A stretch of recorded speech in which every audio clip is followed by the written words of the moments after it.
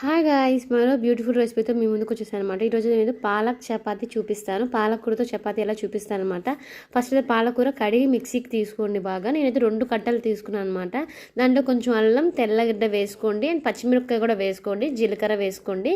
జీలకర్ర, అల్లం, వెల్లుల్లి వల్ల మనకు అరుగుదల చాలా బాగుంటుంది. నేను పచ్చిమిర్చి మర్చిపోయి మళ్ళీ వేసాను అనమాట. ఇప్పుడు బాగా మెత్తగా అయినప్పుడు చపాతీ పిండిని డైరెక్ట్గా మిక్సీలోనే వేసేసుకోండి.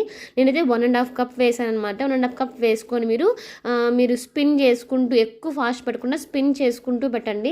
ఈ విధంగా మెత్తగా వస్తుందన్నమాట. చాలా మెత్తగా వస్తుంది. లాస్ట్లో కొంచెం ఆయిల్ పోసుకొని కూడా మీరు కలుపుకుంటే ఇంకా మెత్తగా వస్తుంది. నేనైతే ఆయిల్ పోయలేదు, ఓన్లీ వాటర్తోనే కలిపాను అనమాట.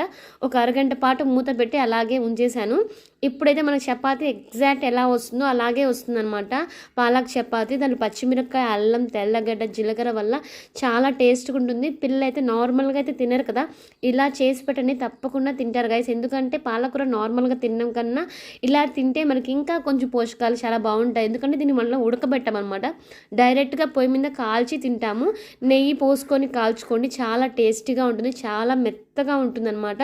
ఇది పూరి పొంగినట్టు పొంగింది అని చూపిద్దామని చెప్పి మీ వీడియో పెట్టాను నీకు ఇక్కడ. అండ్ ఈ చపాతీకి నేను పప్పాకు కూర చేశాను అనమాట. పప్పు కూరలోకి, ఆకుకూరలోకి చపాతీ చాలా బాగుంటుంది. అందులో పాలకూర చాలా బాగుంటుంది అనమాట. తప్పకుండా ట్రై చేసి కమెంట్ చేయండి. Bye guys, next